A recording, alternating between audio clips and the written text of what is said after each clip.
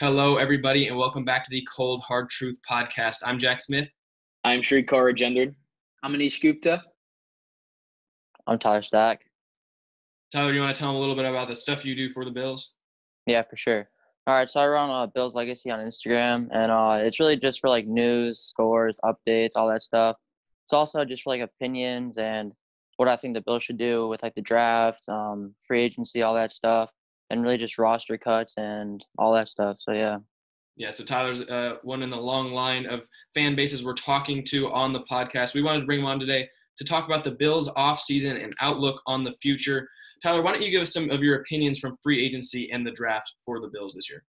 For sure. All right, so to start off, I think people look at our D-line and they're like most people think it got better, and I do too, but like some people think it got worse. But the thing is, you lose Shaq Lawson, right? You lose Jordan Phillips. Shaq Lawson, Jordan Phillips, like they were two pretty big contributors, but the thing is, they racked up 6.5 sacks and 9.5 sacks. And then you bring in someone like Mario Addison from the Panthers who had 12 sacks, and for the past 4 years he's had double-digit sacks. So that right there, that's just a complete upgrade on the edge from Shaq Lawson. Then you bring in Quentin Jefferson and you bring in all these other guys. I mean, they're like obviously like not big sack guys, but definitely big contributors that just bring a good physical play style to our defensive line. And then you go to like the receiver standpoint, obviously we traded for Diggs. I mean, that's a big move. Just a big play kind of guy, really good route running ability. So that obviously will help a lot. And then great free agency overall for us. I talked about it when we talked about the free agency. I thought that the Quentin Jefferson move was one of my favorite moves of the entire offseason. I think he's super underrated. It's an immediate upgrade in Buffalo. And then they went out and got Epinesa in the draft. A little bit of a revamp on the D-line, but I agree with you. I would say they did get better. Yeah, I got a question for you, Tyler. So, yeah, of course, the Bills made their pass rush a priority this offseason. Jordan Phillips, Shaq Lawson left. So you sign Mario Addison, you get Quentin Jefferson, you select A.J. Epinesa. So you got Jerry Hughes, Addison, Epinesa, and Jefferson, who can play both base end and defensive tackle. That's a solid quartet right there, but that kind of leaves Trent Murphy out of the mix. And, of course, Murphy signed a 3-year, $23 million deal, I think, with the Bills prior to 2018. 9 sacks in 2 seasons, but his contract increases this fall with a $9.8 million salary cap hit. And, obviously the Bills can save $8 million by cutting him. So do you think you should cut Trent Murphy or keep him? That's actually a great question. And when you think about it, like the money standpoint, I mean, obviously it's leaning towards cutting him. But then you also think about how deep our defensive line is and like just like the physicality and just speed on our D-line as well. And you think about just like, do we really need him? Like we could save, like you said, the $8 million, whatever it was. So, I mean, there's just not really space. I mean, there's not really a need to keep him, I guess you could say. Mm-hmm. Yeah, I got a couple questions for you, Tyler. Yep. Kind of looking back on this Bills offseason here. So obviously the big splash was trading for Stephon Diggs. It was, I believe, a first, a sixth, and a seventh. Correct me if I'm wrong, but somewhere along those lines. So my first question to you would be, do you think the Bills kind of won that trade? Because as I saw it, I actually had Epinesa as a first-round guy. I had him going in the 30s in the first round, even maybe slipping in the second round. But he fell to the Bills, and I thought that was a great pick for them in round number 2. So, when I kind of look back on the trade, I think you get I loved – so kind of that leads me to my second question, because I absolutely love Josh Allen coming out of, I believe it was Wyoming. I was a huge fan of him coming out. He showed a lot of promise his rookie year, and then I think he took it to another level the sophomore year. While, he still lacks the accuracy, the deep ball accuracy. I think he tends to overthrow sometimes. I think if he can be a little bit more poised, and I think the Bills coaching staff can easily get him there with Sean McDermott. I think they have a great kind of overall centric coaching staff down there, both on the offensive and defensive side of the ball. So I'm really excited to see what Josh Allen can do in his third year. So my 2 questions would be, first, what did you think of the Stephon Diggs trade? Would you say it worked out well for the Bills, kind of at least so far right now? Are you excited to have him on board? And where do you see Josh Allen? Do you see him taking a big step in his third year, or maybe disappointing? Like, where do you see him? All right, so first thing, the Stephon Diggs trade. I mean, we did give up a lot. Like, we gave up, I think it was 4 picks. I think it was 4 or 5. I mean, one of them was obviously a first rounder. But, I mean, he's better than, in my opinion, better than every single receiver in the draft. I mean, obviously, like, he's been in the NFL, he's proven, like, he's a proven receiver, and arguably the best route runner in the league. So, I mean, when you get great deep ball guy. So you just get a great receiver out of him.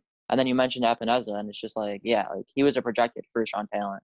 And then when this, like, he didn't have the greatest combine, but I mean, he's still a very good pass rusher and definitely going to be a big part of our defense. Maybe not this year, but in the upcoming years, like next year, he'll be a huge part of our defense.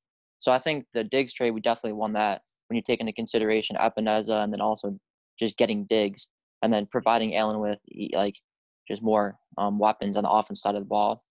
And then going to Allen, I mean, he doubled his touchdowns from his rookie year to his second year and then threw less interceptions. So, I mean, you look at that and it's like, wow, he improved. But then, I mean, you always have the Allen haters that are like, yeah, he's just inaccurate, makes terrible decisions. But the thing is, I believe he had like 5 or 6, 7 interceptions in like the first 5 weeks of the season. And then he only threw like 3 in the whole rest of the season. And that's just him improving his accuracy. I mean, it still wasn't great, but and then the decision making, I mean, it took a huge leap from the beginning of the year, from the first quarter of the season to the next 3. I mean, he improved drastically. And I mean, with the weapons that he has now, including like Gabe Davis, who is a good receiver, brings some Zach physical Moss. aspects. Yeah. Oh yeah, Zach Moss. Yep. I mean, he's still got Singletary. Yep. I mean, that in my, like, how could Allen not improve? Like, if he's really the guy, like, how could he not improve? You know? So yeah. So one thing I kind of talked about previously with Diggs is I think that the Bills have easily the best locker room in the NFL, and they're one of the best coached teams in the NFL. You really just don't see any messing around over there. And I wonder, will Diggs come in and change that? Because I don't think he really matches the mentality of the Bills, where you just kind of shut up and you take your playing time the way you get it. And if the ball finds you, it finds you. If it doesn't, you can't complain. I'm not exactly sure how Diggs is going to work in that kind of environment. So if you wanted to maybe touch on that a little bit. Yeah. Well, I mean, you're right. In Buffalo, actually, I mean, we just preach it. It's really all just about culture, you know? It's all about family. I mean, and, you know, you see just guys just playing for each other and stuff. And then Diggs, I mean, people see him as a diva and stuff. But the thing is, like, I mean, was it really the quarterback situation in Minnesota, or did he just not like Minnesota in general, you know? And, like, you hear guys just, like, not wanting to come to Buffalo. Like, they don't really know anything about Buffalo. Like, it's cold and stuff. Like, where even is Buffalo? So, like you hear that, but then when they get there, I mean, they absolutely love it. Like, they just don't want to leave. So I think that'll be Diggs. I mean, he's got a great young quarterback in Allen, who's a very good improviser, and how he's improving everything else. The only thing that scares me a little bit is the accuracy problem. Like, if Allen doesn't fix that and it just overthrows Diggs a lot, like, I could see him getting really mad about that. But I think they'll work together great, and I think Brown, Beasley, I think he's going to work with them great too. So I think he's going to be good in Buffalo. So recently, Tyler, just one more. Sorry, Shrikar, just one quick question. Yeah, Obviously, you brought up the Bills Mafia, right? I think it's one of the greatest kind of fan bases out there. Obviously, it's kind of in a small town in Buffalo. But so kind of, you know, going back to Allen in the playoffs last year, right? As a Browns fan, it was really cool because we beat you guys. But, I mean, you guys still stormed back, kind of went 10-6, right? Made the postseason. And that playoff game against Houston, that was – I think in my book, that was a top 3 playoff game last season. It was really fun to watch. I think we started off the playoffs with that. And we started off with a banger in my book. So, you know, I still remember kind of going into overtime. I believe it was I think it was like a 3rd or 4th down. And then Josh Allen just runs it. I believe he lateraled it. And I think it went out of bounds. So, like, I think it kind of just shows how he's willing to take risks. He's not afraid to kind of go for the big play. But the offensive line during that game, it just completely fell apart, especially Quinton Spain, who you guys did bring back. He's had some moments, but in that playoff game, I just didn't like what the offensive line was able to do. While then again, they were playing J.J. Watt and company. I mean, it wore down, and I think that was the ultimate demise of the Bills in that playoff game because I picked the Bills over the Texans initially. I thought they had the pieces to kind of win it, and they were looking good. I believe they were up 16-0, if I'm mistaken. Yeah. And obviously it kind of derailed as the game went on. But I think it just shows, I mean, now Allen has a playoff game under his belt, right? Obviously, he didn't win it, but he has that kind of experience down. This team is only going to get better because it's still young. Sean McDermott is still a young coach, right? He's been in this league as a head coach for, I believe, a few years now. So they're kind of getting better and better. So as kind of the part of the Bills Mafia, what do you see in terms of like this whole AFC East? You know, where do you see these Bills going? You know, with all these pickups you made, right? 10-6. Now the AFC East, in my opinion, is just wide open, right? So where do you kind of see these Bills going? All right, yeah. So I mean, you mentioned Allen just doing everything like possible to get a win.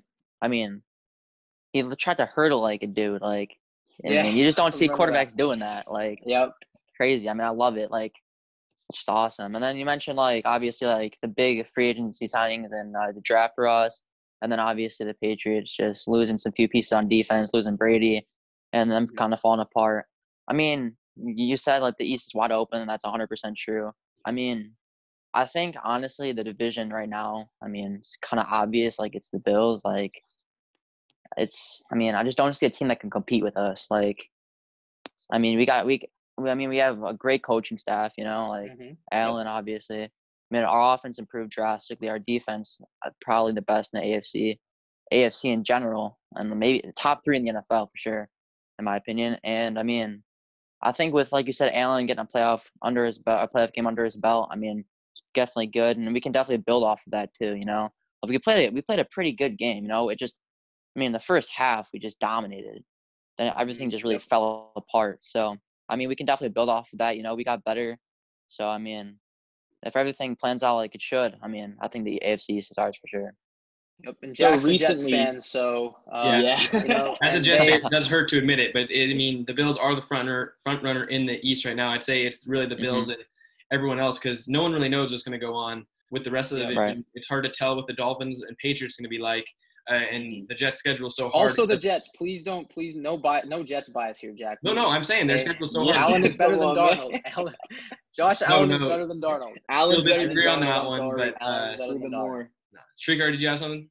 Yeah, so recently Epinesa and Jake Fromm, they signed their rookie deals. We haven't touched on the latter yet. So what were your thoughts on drafting Jake Fromm? You know, would you have gone in a different direction? What does this mean for Josh Allen and the future of the Bills as a whole? Well, you know, I mean, when I heard Jake Fromm, I was like, what? Like, I was not expecting that at all. I mean, well, first of all, you bring in a winner, you know? in high school, college. I mean, the dude had all of 5 losses in college. Yeah. Almost won a national championship. So, I mean, you bring in just a winner, someone who's going to work hard. He's a great game manager as well. I mean, he knows so much about football, and he's good for, game planning and stuff. So he can help Allen in that aspect.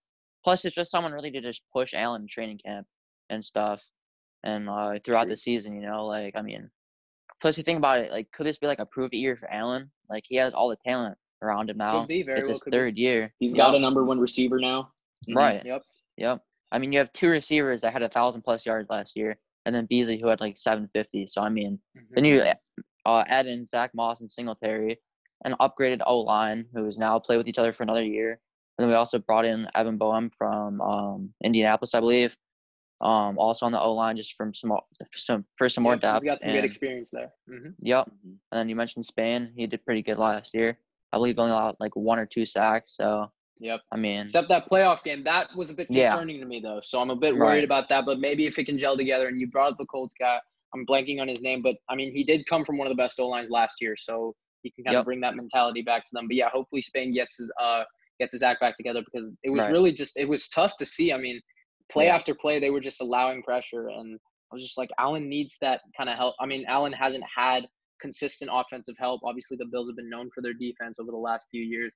Even that last time they made the playoffs with Tyrod Taylor, right? So they've kind of been known for their defense. Jerry Hughes included all these guys that they've had. Kyle Williams, who left a few years ago, but they've always been known for their D-line defensive team. But also another guy that we forgot to mention was Josh Norman. Obviously, the 2015 All-Pro. He's had his ups and he's definitely had his downs, right? Yep. So I think he needed a culture change out of Washington after signing that 5-year, $75 million deal. He just never lived up to it. So he comes to the Bills. I believe it was a 1-year, $8 million deal, if I'm not mistaken. But what are your thoughts on that? Do you see him working alongside Tre'Davious White, who I believe is one of the best shutdown corners in the game? What do you see with those two working together? Well, I think it's just a smart move, you know? I mean, the scheme fits him well, you know? I mean, think about it. He was arguably the best corner, like, a few years back. I mean, he brings, like, some nice, just, like, physicality, and he also brings some nice, what's it called? Just, like, knowledge, I guess you could say. And sort of like our younger corners, like Dane Jackson, who we drafted with a 7th-round pick, who I think has a good shot of making the roster. And then obviously Levi Wallace going into, I believe, his third year, third year, I think. So, I mean, I think he could ultimately fight for that cornerback 2 spot. But I think it's probably going to be between him and Levi Wallace and EJ Gaines as well. Mm-hmm. But, I mean, alongside Trey, I mean, if Norman can get back to where he was, like, obviously not 100% back to where he was, but with the scheme and then also just with just being in Buffalo, you know, like, I mean, if he can get back to at least a little bit to where he ultimately get better was, coaching I think. Here for sure. Right. Yeah. Mm-hmm. So, I mean, I think it was a good move, good for depth, you know. I mean, also that's another one that's questionable, like a locker room guy, but I think he'll be fine in Buffalo. I think it's a good move. Yeah, you previously mentioned Singletary and Moss. I think that actually, with those two, they are both very young and kind of learning about the league. But what do you think they can do as a running back tandem? Yeah. So, I mean, Singletary, I mean, the dude is extremely shifty, right? I mean, also, though, I mean, he just breaks off tackles so easily. And Zach Moss, I mean, he's just a big power dude.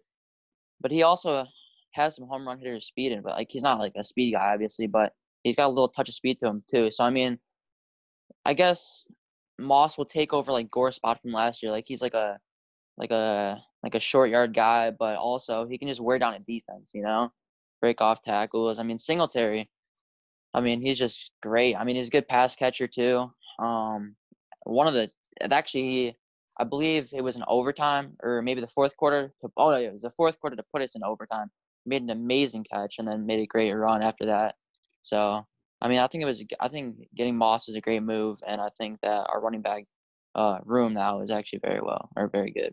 Yeah, I've watched Moss play a while at Utah's USC fan. He would Mm-hmm. tore up all the teams in the Pac-12, so I think you definitely got a good runner there. But questions about his injuries and concerns about that, I think, dropped him a little bit. But I mean, if he can play the way he does and stays healthy, I think that's a great running back room. Yep, for sure. Yeah, I agree. Do you guys want to get into awards now? Let's get it. Yeah, for sure. All right. So the way we've been doing it recently is we give offensive and defensive player of the year predictions, offensive rookie and defensive rookie of the year predictions, and then someone you think may have a breakout year or a comeback player of the year award. So Tyler, if you want to start us off, give us your offensive and defensive player of the year predictions for the Bills this year. Yeah, for sure. All right. So it might be a little bit surprising, but I'm going with Josh Allen, honestly. I mean, for offensive. I mean, I think he's going to improve his passing this year, his decision making, all that stuff, even better than he did last year. I mean, if he can get above, I'd say like 22, 23 passing touchdowns. I mean, because I believe he had 8 rushing touchdowns his rookie year, 9 his last year. Got a lot of rushing touchdowns. Yeah, I mean, he's racked up over 1,000 yards rushing in the past 2 years easily. So, I mean, people also forget about that. So I think Allen, when he takes the next step, I mean, it's going to be a hard offense to stop him. We just have so many pieces all over the place. And then defensive, that's hard. I mean, you got like Micah Hyde. He's a really good safety for us, makes plays all over the field. You got Tremaine Edmonds, who is, I believe, 22 now, only 22 years old, and this is going to his 3rd year. I mean, he's a 100-plus tackle guy every year, racking up a few picks, few forced fumbles. So, I mean, he's a big piece of our defense. But then you also got Trey White. I mean, arguably the best corner in the game. I don't think he's quite there yet. It's obviously between him and Gilmore. So, I mean, I think with this year, though, I mean, Gilmore, what is he, like 29, 28, 29, 30? Yeah, he's around there. 30. Yeah, 30, okay. I mean, Trey is still a young cornerback pretty much. Yep. So, he's still on his rookie deal. I mean, we extended his 5th-year option. So, I mean, for Trey, I really think that it's just, it's hard because people are like, I mean, is he, like, at the top? Like, can he get any better? But Trey's gotten better every single year. I mean, I think with the piece we had on defense, he'll only get even better. So I think those 3 on defense, those are pretty much the shoe-ins. And then for offensive rookie of the year, I would say probably Moss. But another one we could go with is Gabe Davis, actually, receiver out of UCF. He's a good receiver, physicality, just kind of a big play guy.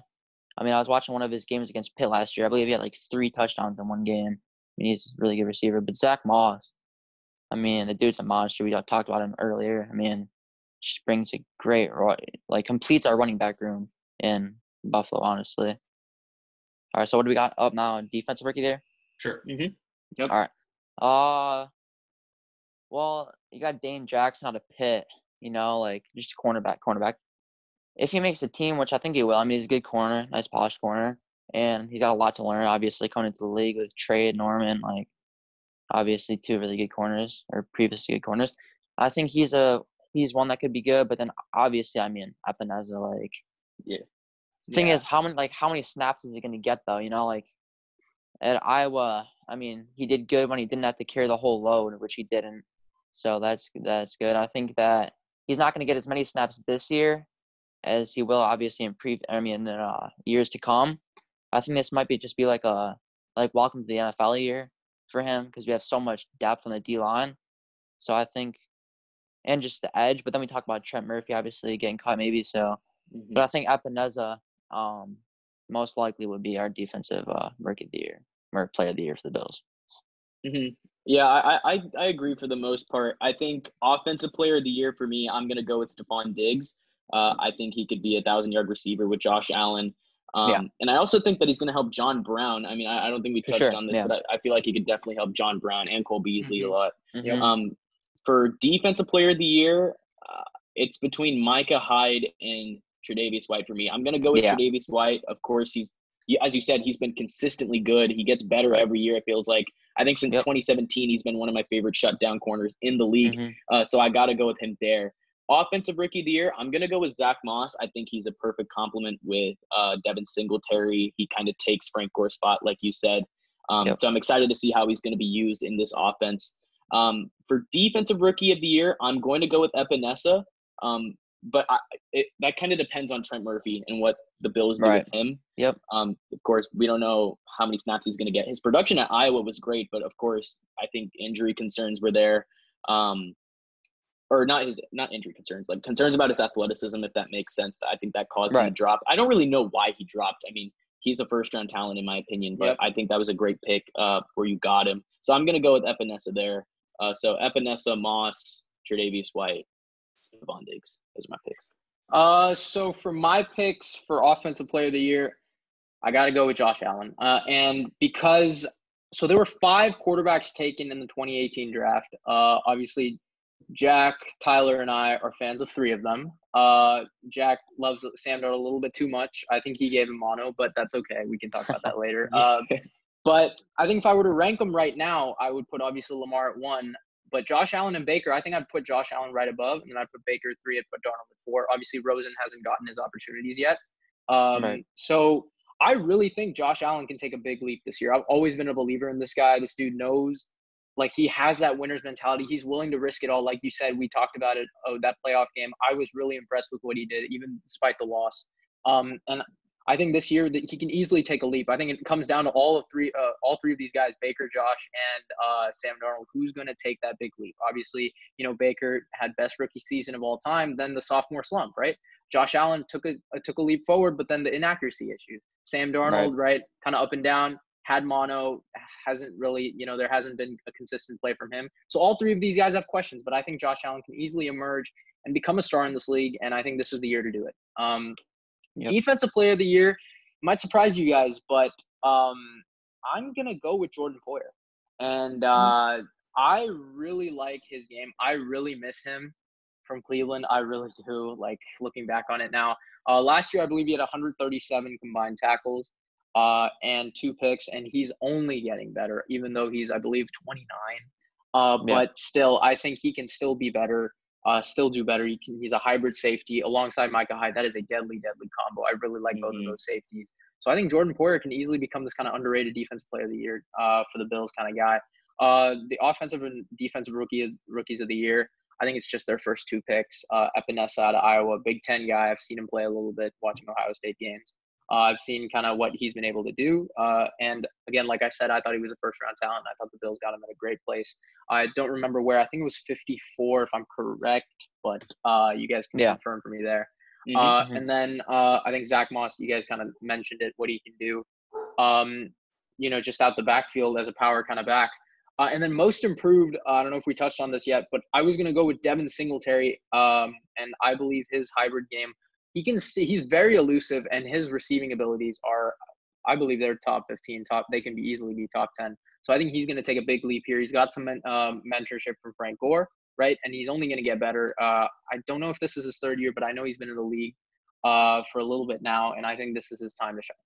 So, Jack, what are your thoughts? Yeah, kind of going right off that. I actually am picking Devin Singletary for the Offensive Player of the Year for the Bills. Wow. Unlike you two, I'm not a big Josh Allen fan. I do have concerns about his accuracy. What a surprise, eh? What a surprise. You already knew that, so don't complain. But I think that Devin Singletary, he's a great back. I think he'll be able to get more volume this year, and he'll prove it. He'll be an 1,000-yard rusher, and he'll be the Offensive Player of the Year for this team.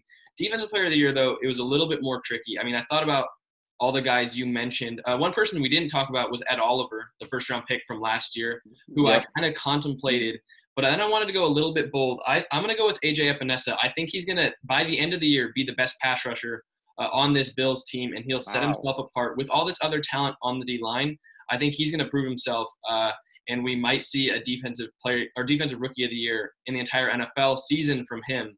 So I know it's a little bit bold, but I'm going to go with him for defensive player of the year and obviously defensive rookie of the year. So don't need to touch on that too much. And then Zach Moss, I think, is the obvious pick because he will be the power back now that Frank Gore is gone. I think he'll get a decent amount of snaps, especially in the red zone.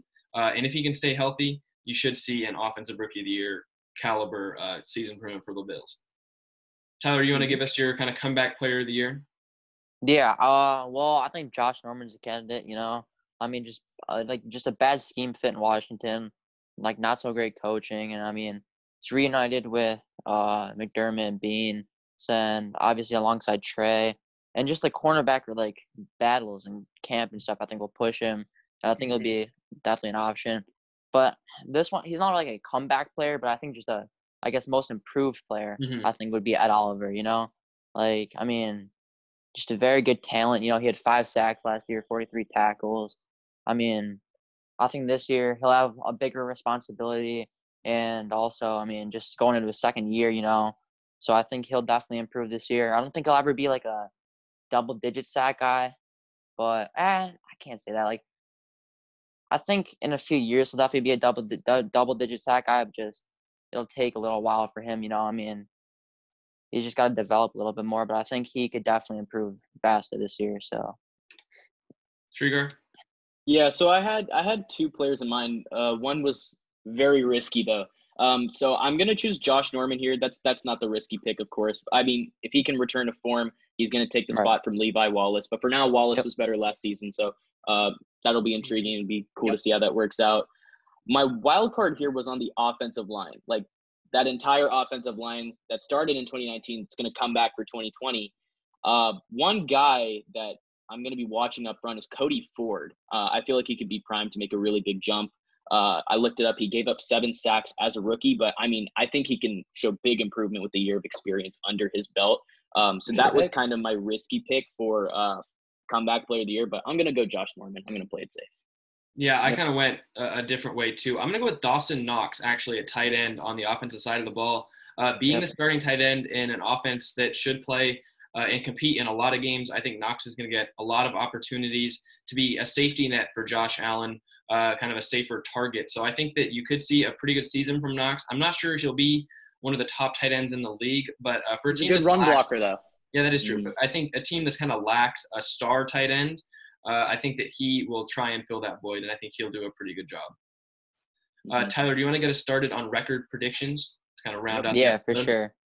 All right. So you want me to go game by game or just like – No, just kind of overall. You can give a floor and a ceiling maybe. Floor, ceiling, and realistic pick. Yep. All right, for sure.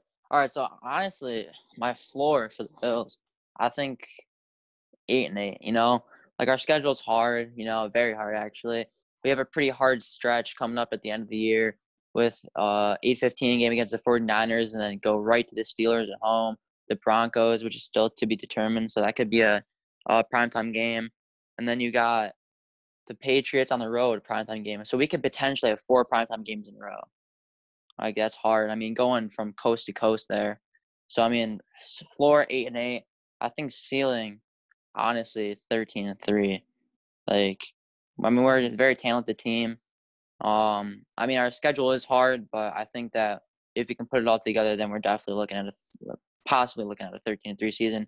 Realistically, though, I'd say 11-5. I think 11-5 is like realistic because I mean, looking at losses like the 49ers, the Steelers could be a loss. I think we win that game though. Seahawks could be a loss, Titans, and then Chiefs. So I don't really see any other team with a big chance to beat us. And I also don't see any team in the division really, definitely no team sweeping us, but I don't really see a team in the division that can really just keep up and even beat us, to be honest with you. I think the Bills, they're going to enter this season as something they haven't been. You know, Tyler, I think you know about this, but since the K-Gun days of Jim Kelly, Thurman Thomas, Andre Reed in the 90s.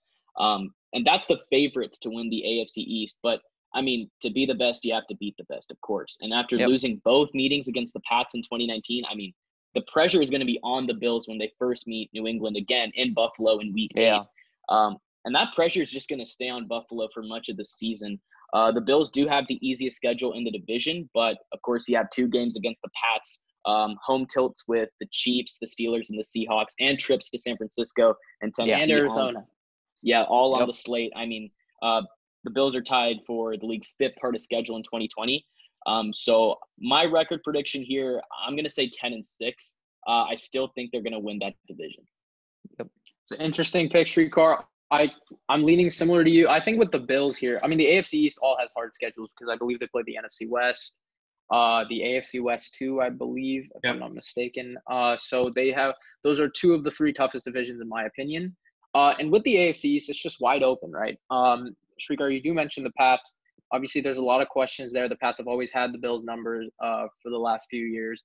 The Jets, I don't know where they're going. I'm not sure what they can do. They have a hard schedule. I know, Jack, you don't want to hear that, but just simple as it is, right? Same thing with the Dolphins. Though I believe they got better, I think they're a year or 2 away from breaking the barrier and finally making the playoffs. So AFC East is wide open, and I think the Bills are the most kind of set-in-stone team, most fundamental team here. So I think ceiling, I think you said it best, Tyler. I think 8-8 is a good ceiling to kind of cap it there because of the schedule that they play. But I see them beating a lot of these teams that you mentioned. And I think, you know, there will be in football, obviously, we all know, right? Any team can beat another team on any given Sunday, right? So I do, like, there are some games that, you know, the Bills could fall to, but there are also some games that the Bills could just step up and win, right? Like, they have the potential to do that. So I think, Shrikar, I think you hit it on the nose. I think my floor is 8-8. I think my ceiling would be 11-5, 12-4, and I think my realistic prediction would be 10-6 on the dot. And I think they win this division. Yeah, I mean, you guys kind of hit the nail on the head with exactly what I was going to say. I think that this Bills team is the favorite to win the division, and they are going to win the division. I think that they'll get some pressure. I think that, Tyler, I think they'll lose a couple games in the division, maybe drop one to any of the teams, really. But I think that they're going to go 10-6, and they've got a realistic shot to make the AFC Championship game, in my opinion, based off really just the defense and coaching alone. And if Josh Allen can take a step up, I think they'll easily be able to compete to make the AFC Championship game. But the Bills obviously primed for a good season. Tyler, we thank you for coming on to the show. Of course, thanks for having me. Yeah, all the stuff that Tyler works on is going to be in the description. Make sure to go check that out. We're going to have a lot more content like this in the future for almost all the teams in the NFL. So thank you guys so much for watching this episode, and we'll see you next time.